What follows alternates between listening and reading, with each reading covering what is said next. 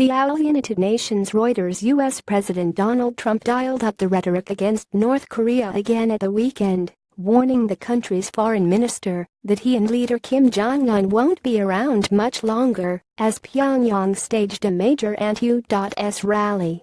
North Korea's Foreign Minister Ri Yong-ho told the United Nations General Assembly on Saturday that targeting the U.S. mainland with its rockets was inevitable after Mr. Evil President Trump called Pyongyang's leader a rocket man on a suicide mission. Just heard Foreign Minister of North Korea speak at UN. If he echoes thoughts of Little Rocket Man, they won't be around much longer, Trump said on Twitter late on Saturday. Trump and Kim have traded increasingly threatening and personal insults as Pyongyang races toward its goal of developing a nuclear-tipped missile capable of reaching the United States, something Trump has vowed to prevent. U.S. Treasury Secretary Steve Mnuchin on Sunday tried to dial back Trump's comments. The president doesn't want to be in a nuclear war, and we will do everything we can to make sure that doesn't occur, he said on ABC News. On the other hand, the president will protect the American people and our allies. Analysts say the heated rhetoric is increasing the risk of a miscalculation by one side or the other that could have massive repercussions.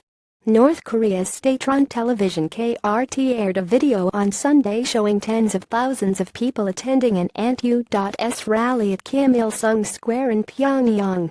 The North's official KCNA news agency said more than 100,000 people gathered for the rally on Saturday and delivered speeches supporting comments made by Kim earlier in the week.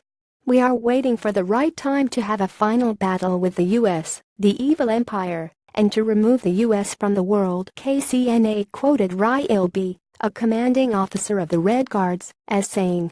Once respected Supreme Commander Kim Jong-un gives an order, we will annihilate the group of aggressors. Unprecedented. In an unprecedented direct statement on Friday, Kim described Trump as a mentally deranged U.S. dotard whom he would tame with fire.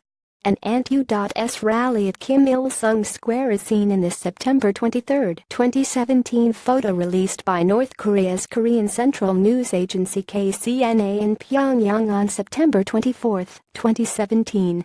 Placards read LRA Global Military Power, be through with the U.S. The U.S. is evil's headquarters, old foe. The U.S. Navy. Reuters said the North would consider the highest level of hardline countermeasure in history against the United States, and that Trump's comments had confirmed his nuclear program was the correct path. Trump threatened in his maiden UN address on Tuesday to totally destroy the country of 26 million people if North Korea threatened the United States or its allies. It was not clear from Trump's latest tweet if he was referring to Ri and Kim or North Korea more broadly. North Korea conducted its sixth and most powerful nuclear bomb test on September 3, prompting another round of UN sanctions. Pyongyang said on Friday it might test a hydrogen bomb over the Pacific Ocean. U.S. President Donald Trump speaks at a campaign rally for Senator Luther Strange in Huntsville, Alabama, U.S. September 22, 2017.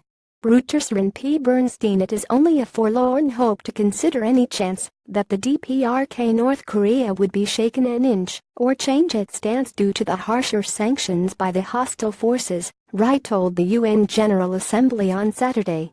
Bombers. U.S. Air Force B-1B Lancer bombers escorted by fighters flew in international airspace over waters east of North Korea on Saturday in a show of force the Pentagon said indicated the range of military options available to Trump.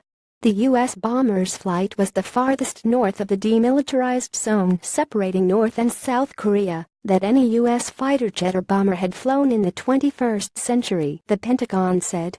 Officials and experts said a small earthquake near North Korea's nuclear test site on Saturday was probably not man-made, easing fears Pyongyang had exploded another nuclear bomb just weeks after its previous one. L4N1M409X. The United States and South Korea are technically still at war with North Korea because the 195,053 Korean conflict ended with a truce and not a peace treaty. The North accuses the United States, which has 28,500 troops in South Korea, of planning to invade and regularly threatens to destroy it and its Asian allies. For a graphic on nuclear North Korea, click tmsnrt.rs2n0gd92 graphic. A tally of nuclear tests. tmsnrt.rs2wjixw0 reporting by Heejin Choi in Seoul and Michelle Nichols at the United Nations. Additional reporting and writing by Lincoln Feast in Sydney. Additional reporting by Rick Cowan and Valerie Volkevisi in Washington. Editing by Paul Tate and Grant McClure. Standards. Thomson Reuters Trust Principles.